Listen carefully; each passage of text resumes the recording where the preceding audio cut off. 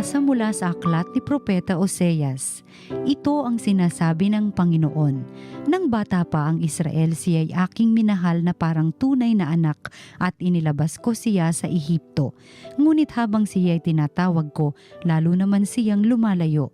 Lagi na lamang siyang naghahandog sa mga Diyos-Diyosan at nagsusunog ng kamanyang sa kanilang mga Diyos-Diyosan. Ako ang nagturo kay Ephraim na lumakad, kinalong ko siya. Subalit hindi nila alam na ako ang nangangalaga sa kanila. Pinatnubayan ko sila ng buong pagmamalasakit at pagmamahal. Ang katulad ko'y isang nag-aalis ng busal sa kanilang bibig, at yumuko ako upang sila'y mapakain. Nagtatalo ang loob ko at nananaig sa aking puso ang malasakit at awa. Hindi ko ipadarama ang bigat ng aking puot. Hindi ko na muling sisirain ang Ephraim, sapagkat ako'y Diyos at hindi tao, ang banal na nasa kalagitnaan ninyo, at hindi ako naparito upang magwasak. Ang salita ng Diyos.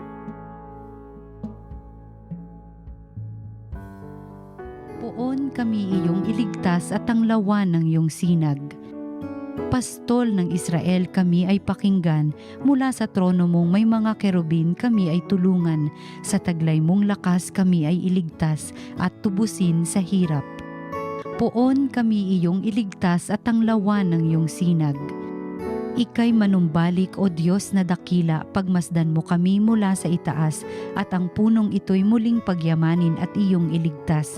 Lumapit ka sana, ang puno ng ubas na itinanim mo ay iyong iligtas, yaong punong iyon na pinalagumot, iyong pinalakas. Poon kami iyong iligtas at tanglawan ng iyong sinag. Ang mabuting balita ng Panginoon ayon kay San Mateo. Noong panahong iyon, sinabi ni Jesus sa kanyang mga apostol, "Humayo kayo at ipangaral ninyo na malapit nang maghari ang Diyos. Pagalingin ninyo ang mga may sakit at buhayin ang mga patay.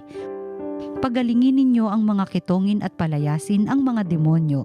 Yamang tumanggap kayo ng walang bayad, magbigay naman kayo ng walang bayad. Huwag kayong magdala ng salapi, maging ginto, pilak o tanso sa inyong mga lukbutan. Huwag din kayong magdala ng supot sa inyong paglalakbay, ni bihisan, pampalit na panyapak o tungkod, sapagkat ang manggagawa ay may karapatan sa kanyang ikabubuhay. At saan mang bayan o nayon kayo dumating, humanap kayo ng taong karapat-dapat pakituluyan at manatili kayo roon habang kayo'y nasa lugar na iyon. Pagpasok ninyo sa bahay, sabihin ninyo, maghari nawa ang kapayapaan sa bahay na ito. Kung karapat-dapat ang mga tao sa bahay na iyon, panatilihin ninyo sa kanila ang inyong bati. Ngunit kung hindi, bawiin ninyo ito.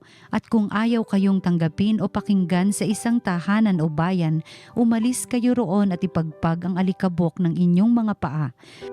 Sinasabi ko sa inyo na sa araw ng paghuhukom ay higit na mabigat ang ipaparusa sa mga tao sa bayang yaon, kaysa dinanas ng mga taga-Sodoma at taga-Gomora. Ang mabuting balita ng Panginoon. Magandang araw po mga kapatid. Ito po si Father J.D. Zaldivar ng Archdiocese of Manila.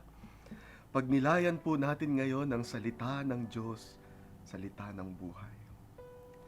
Mga kapatid, alam niyo po sa aklat ni Propeta Hosea, bakas na bakas ang pagtatampo ng Diyos. Diyos na nagtatampo dahil sa napakaraming mga kasalanan, pagkukulang, pagkakaswail ng bayang Israel laban sa Kanya. Pero sa chapter 11, pagdating sa dulo,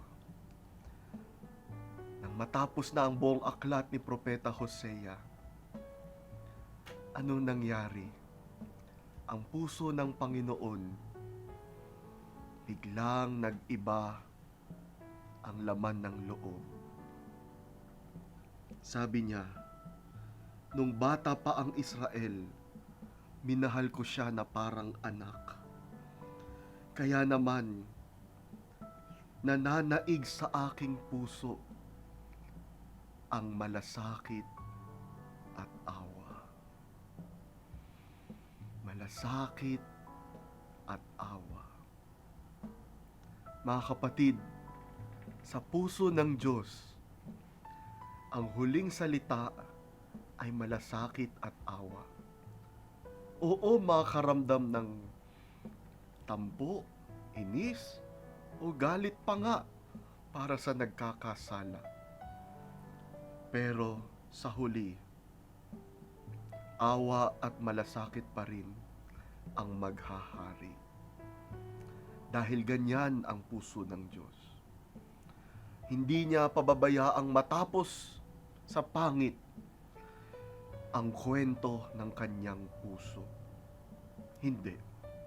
Kahit pa dumaan ang sama ng loob, kahit pa dumaan ang bigat ng damdamin, mauuwi pa rin sa pagmamahal para sa kanyang bayang banal. Ay. Kaya mga kapatid, huwag tayo sanang mag-atubali na lumapit pa rin sa Diyos. Ano man ang ating pagkakamali, ano man ang ating pagkakasala, ano man ang ating nagawa. Dahil ang Diyos hindi magsasawa na magpatawad, magmahal, magmalasakit at mag-alaga sa atin. Diyos at Diyos pa rin ang uuwian natin. Alam niyo po, nung minsan nag-volunteer ako sa kulungan, isa sa mga nag-volunteer doon, no? Nagkwento siya. Dati rin siyang bilanggo. At di ko makalimutan yung kanyang naging kwento. Nung nag-abroad daw ang nanay niya, napariwara ang buhay niya, sumali siya sa mga gang, nauwi siya sa mga masasamang bisyo. At nung kasagsagan na hinuhuli ang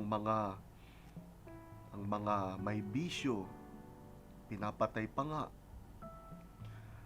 Yung nanay niya na nasa abroad, minabuting umuwi ng Pilipinas. Siya noon, hindi na umuwi sa bahay, nasa kalsada na lang. Lango sa kanyang bisyo, lublob sa masamang gawain. At hinanap siya ng nanay niya sa iba't ibang mga lugar, kalsada, eskinita. At nung nahanap na siya, natagpuan siyang natutulog sa tabi ng basurahan. Anong ginawa ng nanay niya? Tinabihan siya. Sinamahan siyang matulog doon kung nasaan siya. Pagkagising sa umaga, inanyayahan siya umuwi, pero ayaw niya. Kasi para sa kanya, buhay niya na ang bisyo at kalsada. Nung gabing sumunod, ganun ulit ang ginawa ng nanay niya. At ganun ulit. Ang nanay niya, papasok sa araw, tatabi sa kanya kung nasaan siya para matulog sa gabi. Inabot ng mga linggo, inabot ng mga buwan, hanggang siya ay natauhan. Tinanong niya sarili niya. Gabi-gabi niyang tinataboy ang nanay niya, pero ang nanay niya hindi siya sinusukuan. Napaisip siya, anong meron, anong nakikita niya. Tinanong niya nanay niya, ano bang nakikita mo sa akin? Hanggang dito na talaga ako, lublob sa aking bisyo. Sabi ng nanay niya, hindi bisyo ang nakikita ko.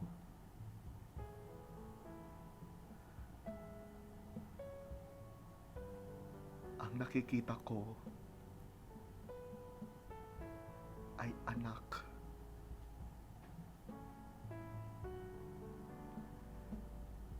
At doon nagsimula ang kanyang pagbabago. Mga kapatid, higit sa kasalanan mo, higit sa pagkakamali mo, ang nakikita sa iyo ng Diyos ay anak. Manalangin po tayo. Panginoon, salamat po sapagkat kahit anong gawin mo sa amin, anak ang tingin mo sa amin. Amen.